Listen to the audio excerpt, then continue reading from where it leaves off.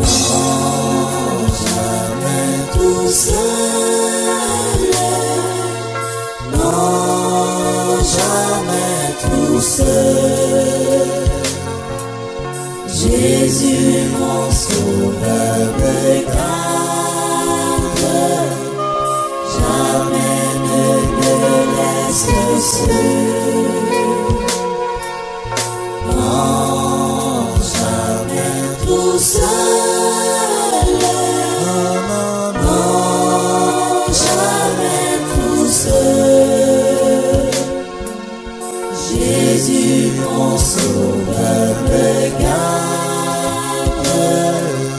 Je ne suis jamais tout seul. Les dangers accourent. Trop de mauvaises choses arrivent aux chrétiens. Ça fait que même les païens même n'ont plus envie de se convertir. Parce que les pasteurs, les chrétiens, nous faisons trop de mauvaises choses. Escroquerie sur tous les bords. Péché sexuel sur tous les bords. Aller prendre des fétiches pour devenir riche sur tous les bords.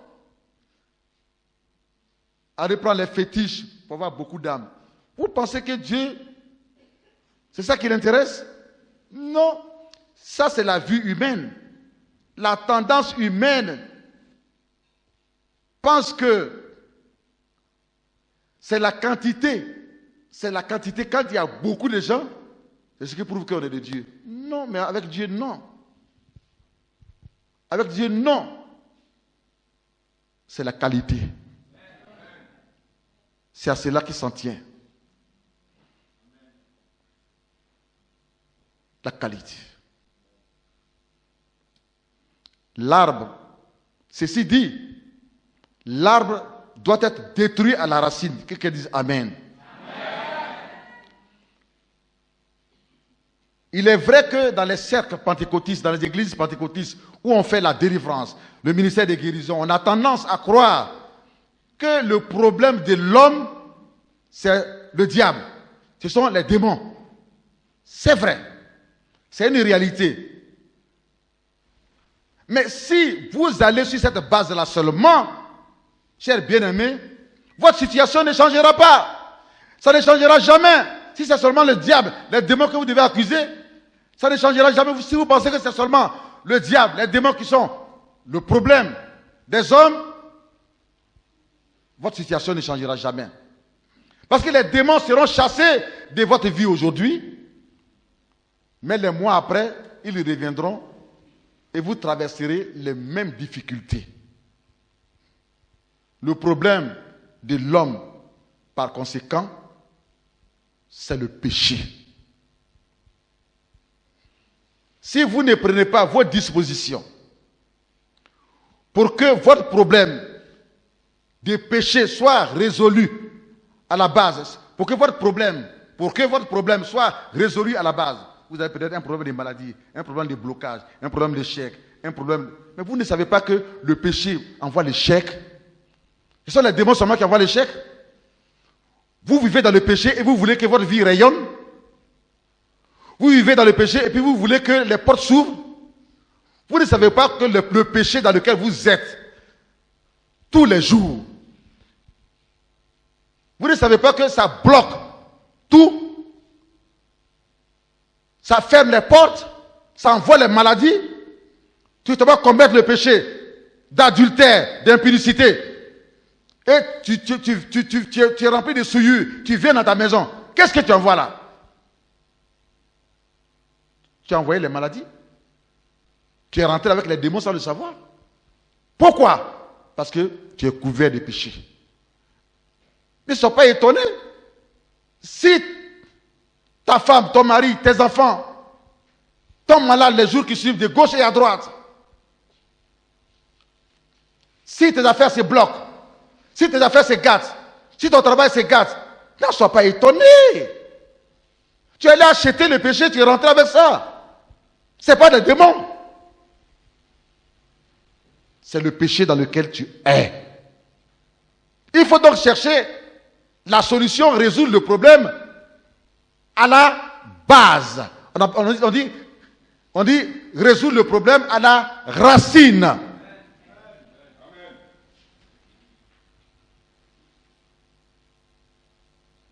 Si vous ne cherchez pas la solution à votre problème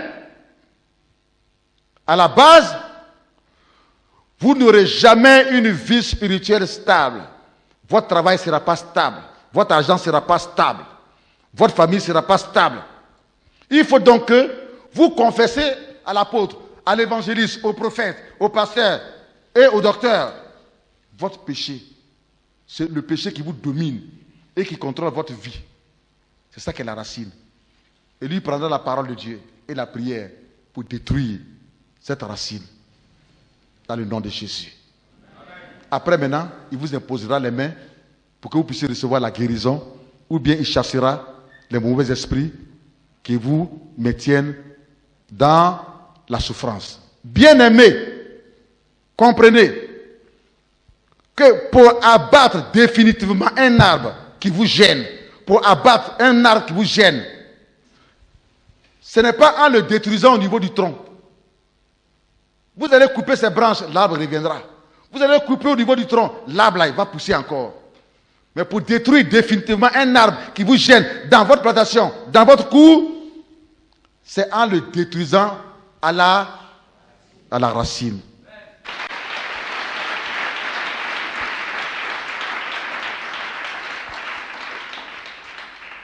C'est d'abord le péché qu'il faut détruire de votre vie. Ainsi, votre délivrance sera triomphante. Mais tant que le péché vous dominera, votre délivrance ne sera pas définitive.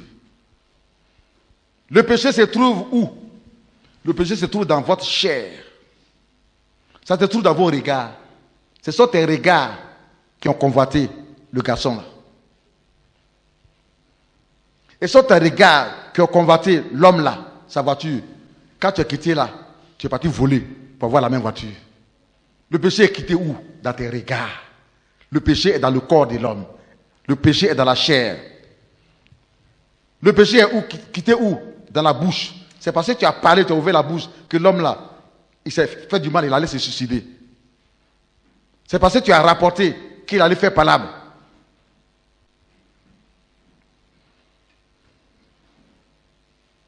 Enfin. Ce sont toutes ces choses qui envoient la convoitise en nous. Et la convoitise envoie des luttes dans notre chair. Par exemple, une fois que nos pensées ont convoité une fille, la pensée transmet la convoitise à notre cœur. Et si notre cœur approuve, si notre cœur est d'accord, alors le cœur le transmet à notre chair, à notre corps. Et le corps commence à trembler. Il faut que je me lève vite. Il faut que je me lève pour aller au rendez-vous. Pour aller au rendez-vous. À partir de ce moment-là, les luttes et les combats commencent à l'intérieur. Ton corps tremble. Le désir d'aller commettre le péché, l'impudicité, ça t'oppresse. Et une fois que la chair cède et que nous commettons ce péché, alors nous avons posé l'acte. Cet acte-là s'appelle le péché. La tentation, ce n'est pas le péché. Mais une fois qu'on a accepté maintenant, ça devient le péché. Mais j'espère que vous avez compris ce qu'on a essayé d'expliquer. Ça part d'abord des pensées. La convoitise, les pensées. Pensée transmet ça au cœur. Quand le cœur prend plaisir à ce péché, oh la fille est jolie, hein?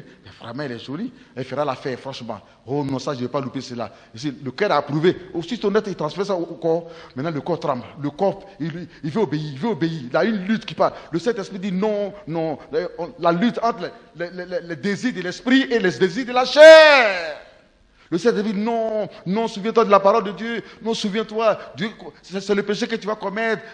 Dieu condamne le péché. Non, le péché, c'est la désobéissance à Dieu. Mais une fois que le cœur déjà a accepté, le corps, il subit parce qu'il est dans l'esclavage du péché. Quand tu dois commettre le péché avec la fille ou bien avec le garçon, Cet acte que vous venez de faire, c'est ce qu'on appelle le péché.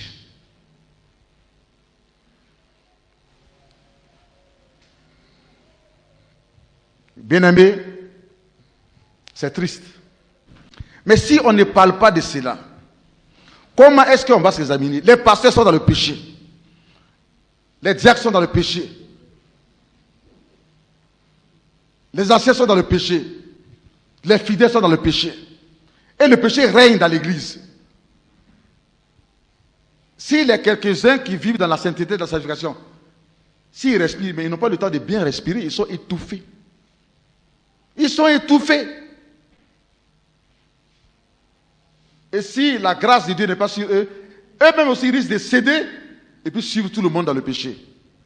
Mais la parole de Dieu vient.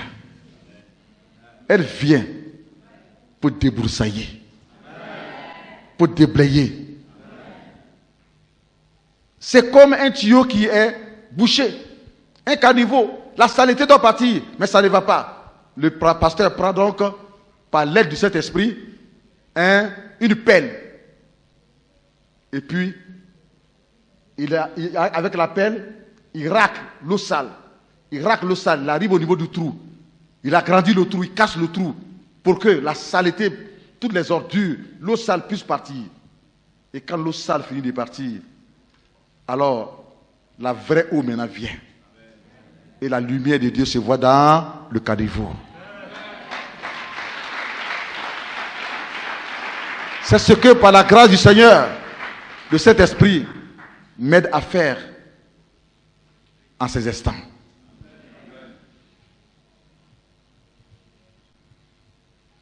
Si quelqu'un est d'accord que nous prêchons contre le péché, qu'il acclame le Saint-Esprit.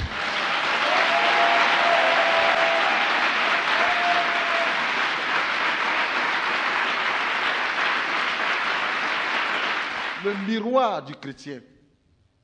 La Sainte Bible demeure éternellement le miroir du chrétien. Là où je suis, ma cravate était un peu déplacée. Ma fille, mon caméraman a fait signe à ma fille. Ma fille est venue sagement. Quand je l'ai regardée, elle m'a fait signe. Je vous ai mis en prière. Et elle est venue et elle a ajusté ma cravate. Pourquoi? Est-ce que quand je prêchais, ma cravate était déplacée et puis je continuais?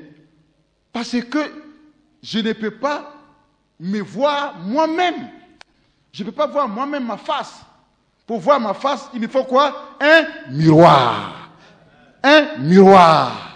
Un miroir. C'est vous qui pouvez voir ma face. Et puis voir mes erreurs et mes défauts. Vous êtes mon miroir.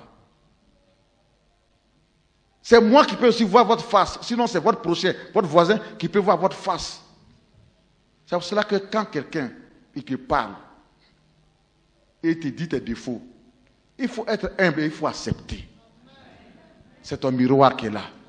La Bible, par de même, pour le chrétien, c'est notre miroir. C'est de la Bible qu'on parle. C'est la Bible, les messages que nous prêchons sont tirés de la Bible. Et quand nous prêchons, c'est comme un miroir qui est devant toi. Tu es en train de voir tes défauts. Tu es en train de voir tes qualités. Tu es en train de voir tes défauts. Et c'est ce qui va t'aider à t'ajuster devant Dieu. À rectifier ta vie devant Dieu. À bien te préparer devant Dieu. La Sainte Bible demeure éternellement le miroir du chrétien. Nous sommes à l'école de la nouvelle naissance. Beaucoup sont pasteurs, beaucoup sont chrétiens, mais ils ne sont jamais passés à cette école. Ils ne connaissent pas. Ils ne connaissent pas tout ça. Ils ne connaissent pas. Ils ne sont jamais passés à cette école. Cette école de la nouvelle naissance qui nous ramène vers Dieu, qui ramène nos cœurs vers Dieu et qui nous permet d'être dans la présence de Dieu pendant un mois. Pendant un mois, je ne suis pas sorti. Un mois, j'ai reçu tout ce que je suis en train de vous parler. Pendant un mois, je suis dans ma maison. Quand je sors, c'est dans mon salon. Quand je quitte mon salon, c'est dans ma chambre. Mes pasteurs qui sont là, mes pasteurs sont témoins. Les voici. Au pied du Seigneur. Vous voulez que je sorte pour aller où? Je quitte la présence de Dieu et puis je m'en vais où? Je quitte la présence de Dieu, je prends ma voiture. Et puis je m'en vais où? Je m'en vais dans le monde pour faire quoi? Si j'ai quelque chose à faire, j'ai des pasteurs. J'envoie mes pasteurs à Samon, et puis ils reviennent. Ils m'envoient les nouvelles. Tant que le Seigneur a voulu que je sois à ses pieds, je suis son disciple. Je reste au pied du Seigneur. C'est lui qui m'a dit, à partir de cette veillée-là, des choses nouvelles vont commencer. Dans l'église, dans nos églises évangéliques de Pentecôte, il m'a dit, j'ai envoyé mes serviteurs de partout pour qu'ils puissent attendre ce message. Un message nouveau, car c'est le message du moment. Et ce qui manque, le message de la nouvelle naissance. Beaucoup prêchent, mais ne sont pas nés de nouveau. Ils ne connaissent même pas ça. Ils ne connaissent même pas le paradis. Ils ne peuvent pas prêcher sur le paradis. Ils ne peuvent pas prêcher sur l'enfer. Dire même le mot enfer là. Et même ils ne sont pas sûrs s'ils iront au ciel. Donc pour dire le mot enfer là, mon vieux, c'est lourd sur les langues. Beaucoup de pasteurs ont peur de prêcher contre le péché et de prêcher pour parler aux gens qu'il y a l'enfer. Il y a l'enfer, il y a l'enfer. Parce qu'ils ne sont pas sûrs de leur relation avec Dieu. C'est pour ça que c'est un message rare aujourd'hui, rare. Parce qu'il n'y a personne qui peut faire la volonté de Dieu. On pense que parce qu'on a construit l'église, on pense que parce qu'on a 2, 3, 4, 5 voitures, parce qu'on est pasteur, on a toutes ces choses-là, on pense que parce que les filles nous appellent de gauche à droite, de gauche à droite, de gauche à droite. Mais tu n'as pas honte. Toi, tu es pasteur et puis les filles t'appellent comme ça. Toi, tu es pasteur et puis les filles t'appellent comme ça. Et puis tu es fier dans ça. Revenons à Dieu. Dieu n'a qu'à nous appeler. C'est bon.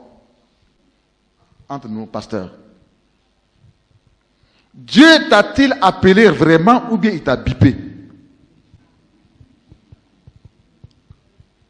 T'a-t-il appelé réellement ou bien il t'a bipé? Mais pourquoi ce sont les autres qui payent toujours tes factures? Toujours les autres pasteurs qui payent ton loyer de maison, qui te donnent l'argent pour que tu puisses manger? C'est un cas de ministère. Dieu ne peut-il pas prendre soin de toi? Mais pose-toi la question, pourquoi il prend soin des autres? Révise ta vie. On dit Amen. Révise ta vie. C'est pour toi-même tu fais, waouh, c'est pour Dieu tu fais. Si c'est pour toi-même tu fais, Dieu ne peut pas financer ton ministère. Il ne peut pas te donner la provision. Mais si c'est pour Dieu que tu fais là, Dieu financera ton ministère. Quand j'étais en Europe, dans ces temps-ci, ce mois dernier, j'ai dit à mon épouse, voici ce que je reçois du Seigneur. Le Seigneur me demande de faire quelque chose. Elle m'a dit, quoi, je t'écoute mon mari. Elle dit, le Seigneur me demande de bâtir sa maison. Elle dit, mais laquelle? Il dit, il me dira laquelle. Silo est déjà bâti, mais il me dira laquelle. Avec le temps, le Seigneur a accompli la révélation. Quand je suis arrivé net, le peu d'argent que j'avais, j'ai tout pris. J'ai envoyé à Iré. Aujourd'hui, l'église de Iré, en dur, est construite de en bas jusqu'au toit. Aujourd'hui. Où est le pasteur? Où est le pasteur de Iré? Le voici. Qu'est-ce qu'il a fait? Rien. Rien. Mais ce qui est intéressant, c'est qu'il a montré sa fidélité.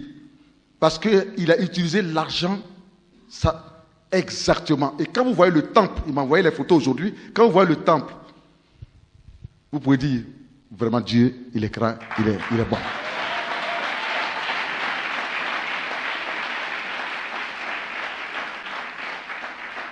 Il faut 1000 personnes pour construire un temple. Mais le Seigneur peut utiliser une seule personne pour le faire. Je suis allé plus loin. Le temple de Oumé, ça a été bâti.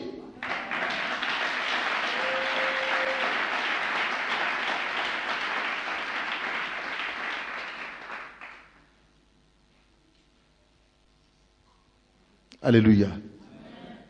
Vous pouvez faire plus que cela.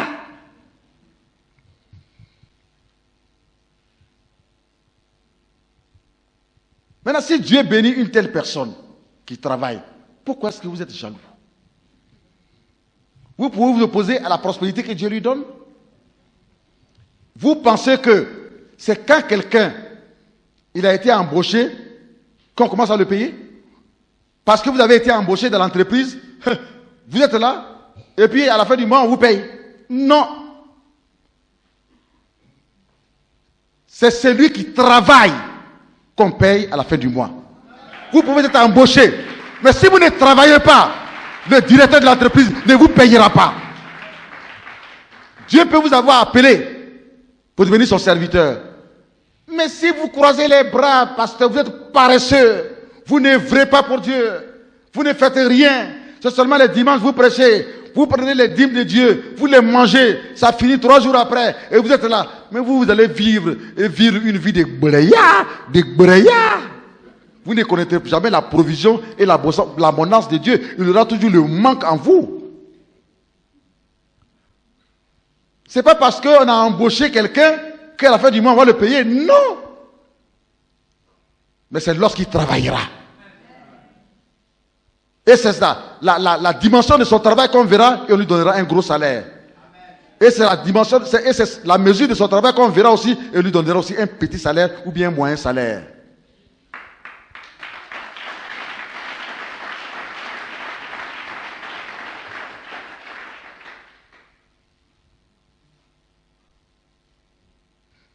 Dieu ne peut-il pas prendre soin de vous? Si. Mais c'est parce que vous êtes passé, votre cœur n'est pas dans l'enfer là. Votre cœur n'est pas dedans. Oh, l'apôtre est là. Et oh, il a l'argent. Hein? Il va nous donner, il va payer maison à chaque fin du mois. Pendant 5 ans. Et pourtant, il y a d'autres. Je commence. Au bout de 6 mois net, il dit, papa, vraiment, je veux être honnête avec Dieu. Vraiment, Dieu a ouvert les portes, Dieu prend soin de nous. Ils sont là. Dieu prend soin de nous. Donc, papa, vraiment, je veux que, pour l'instant, tu arrêtes de nous soutenir. J'ai dit, que Dieu te bénisse et que tu ne manques de rien. Connais l'abondance et la provision de Dieu. Aujourd'hui, ils sont prospères, ces pasteurs-là. Pourquoi? Parce qu'ils travaillent. L'ouvrier mérite son salaire. L'ouvrier, quand on dit ouvrier, là, c'est celui qui travaille. L'ouvrier. Vous qui devez soutenir des pasteurs, vous les chrétiens, ce sont les pasteurs qui vous soutiennent. Et puis vous prenez. Quelle honte. Et puis vous prenez. Mais vous allez toujours rester dans la paresse, dans la misère, dans la pauvreté. Au lieu que vous devez s'aimer dans la vie de quelqu'un, d'un homme de Dieu, qui est dans l'abondance spirituelle, pour que les bénédictions de Dieu courent jusqu'à vous. Vous venez encore pour l'appauvrir. Est-ce que Dieu ne voit pas? Dieu voit. Vous venez pour l'appauvrir, Dieu y voit. Est-ce que votre cœur là, quand vous regardez là, est-ce que c'est bon?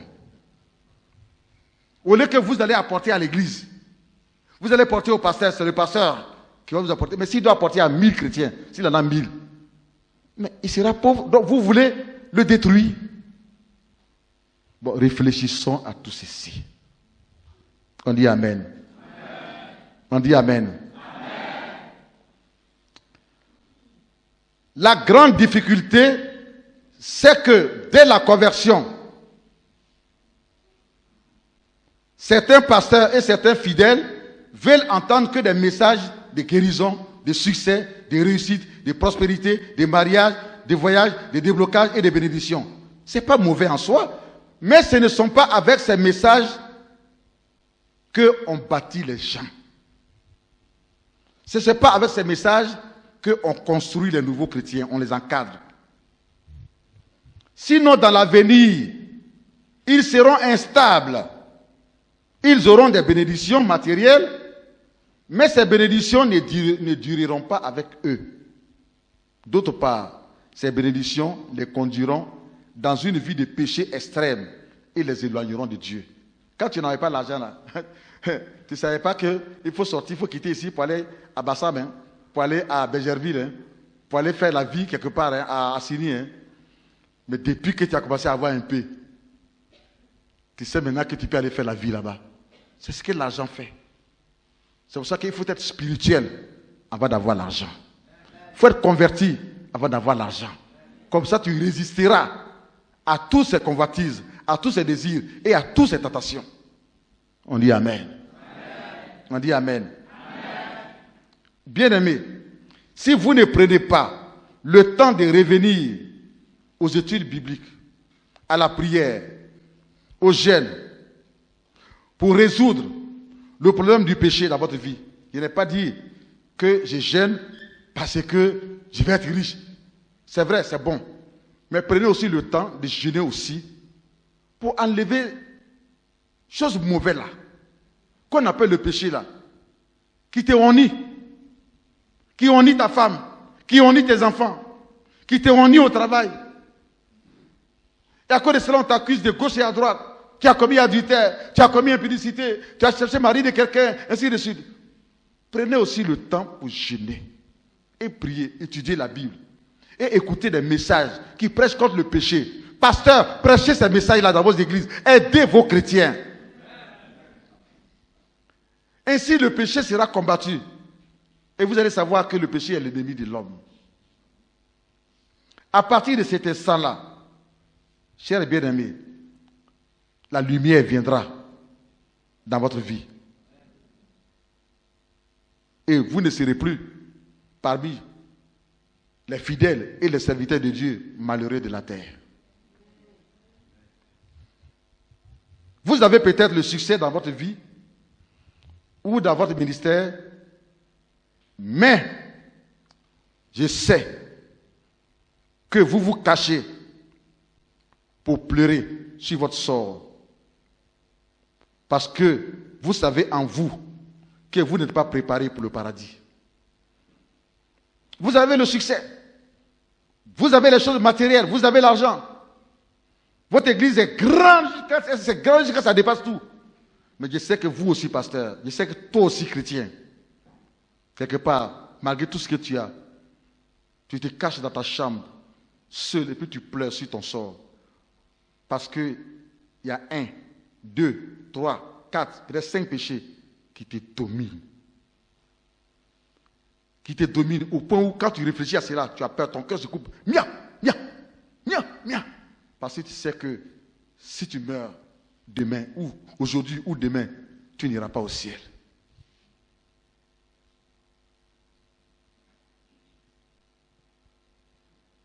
Tu ne vis pas dans le péché ouvertement, mais tu te caches toujours et tu vis dans un certain péché. 1, 2 ou 3. Tu le sais. Ta conscience le sait. Ton cœur le sait. Personne ne le sait parmi nous, mais Dieu seul le sait. La parole de Dieu ce soir, cette nuit, c'est particulier. À une veillée, près de 4 à 5 messages, seulement contre le péché. C'est un miroir qui est dressé au devant de toi. Dis Amen. C'est un miroir qui est dressé au devant de toi. Jésus t'aime. Jésus t'aime.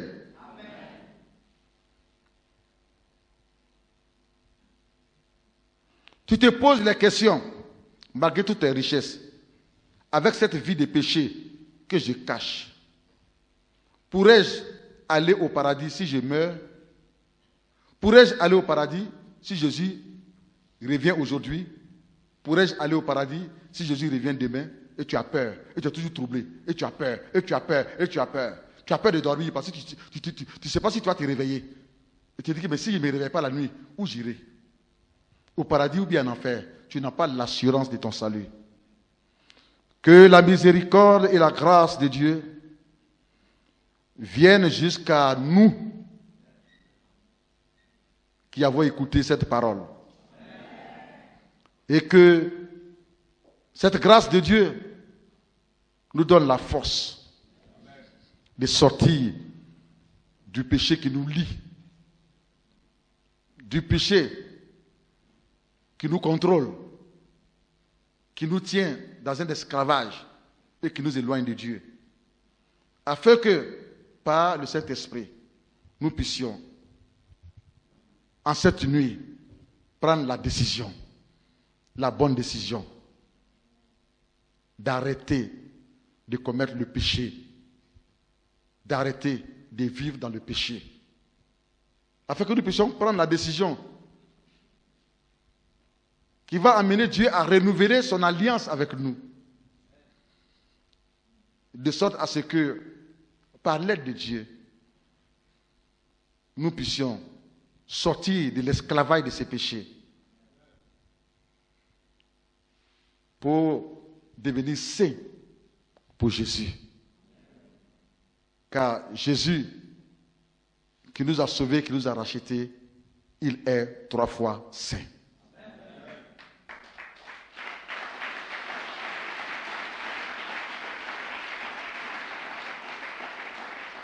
Que le Seigneur nous accorde son pardon dans une grande mesure, dans une grande dimension. Car il est écrit que là où le péché a abondé, la grâce surabonde. Si nous sommes conscients de ce que nous venons d'entendre et que réellement nous acceptons le changement du fond de nous-mêmes, le changement de notre cœur, cette nuit, les miracles couleront. Les miracles couleront. Les miracles couleront. Le travail que j'ai fait avant que les pasteurs, les prophètes et les prédicateurs ne puissent venir pour nous mener dans la manifestation de la gloire de Dieu, guérison, délivrance, bénédiction, je n'ai tout simplement pris que l'appel pour enlever la saleté dans nos cœurs, dans nos pensées. Cette saleté, c'est le péché. Pour enlever la saleté dans la maison du Seigneur. Je n'ai tout simplement pris que l'appel pour enlever les ordures, la boue, l'eau boueuse, l'eau sale. De grâce, au travers de la prédication de la parole de Dieu, contre le péché. De grâce, par le moyen du sang de Jésus qui est versé à la croix du calvaire pour la rémission de nos péchés. Que Dieu écoute nos prières, qu'il écoute nos pleurs, nos lamentations, et qu'il nous pardonne tous en cette nuit. Et qu'il nous aide à devenir meilleurs et bons pour lui et pour le ciel, le paradis qu'il nous a réservé. Aimons-nous les uns les autres, pardonnons-nous les uns les autres, revenons à Dieu avec notre cœur. Et ainsi nous appartiendrons toujours au Seigneur. Que Dieu bénisse sa parole dans nos cœurs. Dans le nom de Jésus. Amen.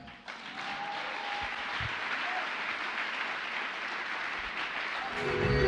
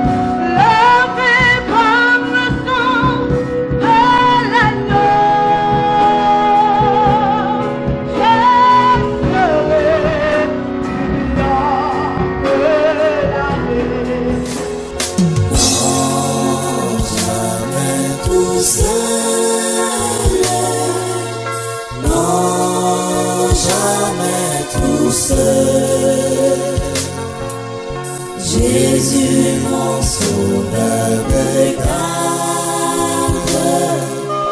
Jamais ne me laisse seul.